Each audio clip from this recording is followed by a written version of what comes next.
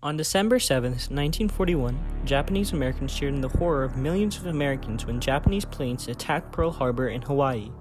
What the Japanese Americans did not know was that this shared experience would soon leave them homeless and alienated from their country, both physically and socially. Prior to World War II, Japanese population in the United States had been continually growing for over a half a century. Around a third of the Japanese community was immigrants, and the rest were native-born Americans.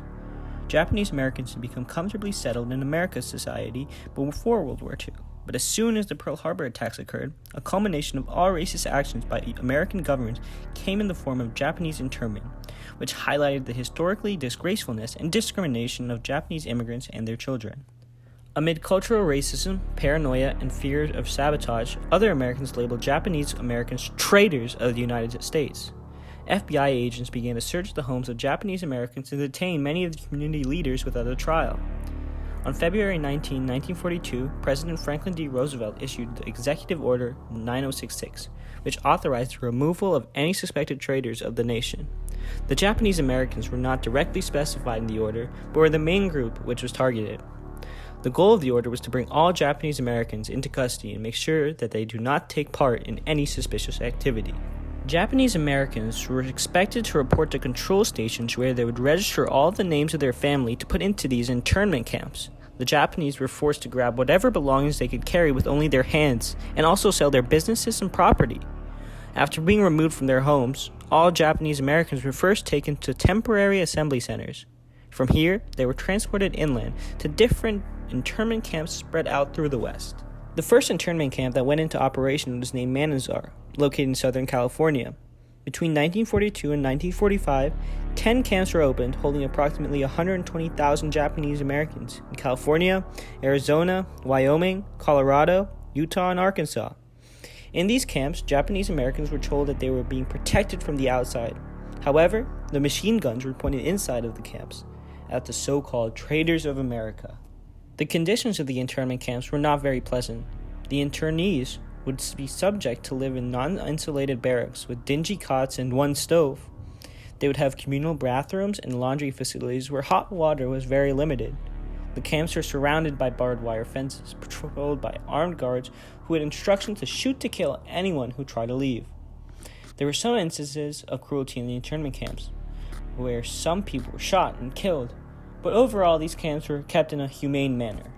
Within the camps, Japanese Americans tried to form a sense of community because during this wretched time, they only had each other. The internees of the camps created schools that their children could attend, as well as churches and farms. Some internment camps even had its own newspaper.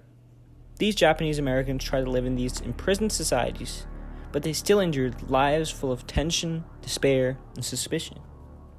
The internment of Japanese Americans led to some peaceful protests as well as several legal battles, one of which was Korematsu v. United States.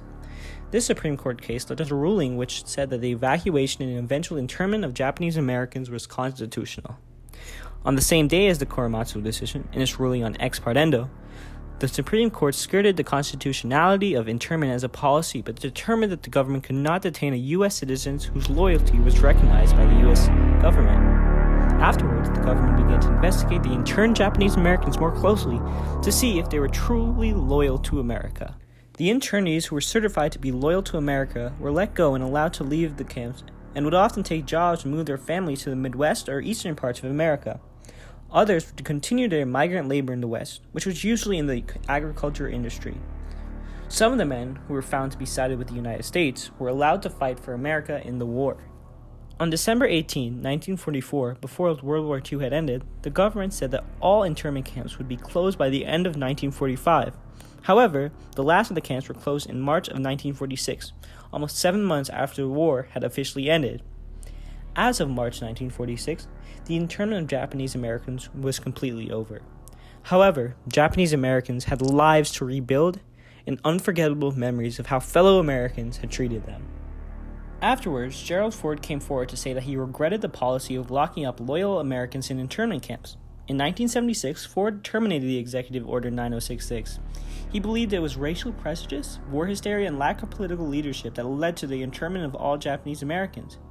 In 1988, Congress passed the Civil Liberties Act, which awarded 80,000 Japanese Americans $20,000 each as compensation. as well as a formal apology. However, Japanese Americans and the rest of our nation will never forget the alienation of many loyal Americans trying to find tranquility in the United States.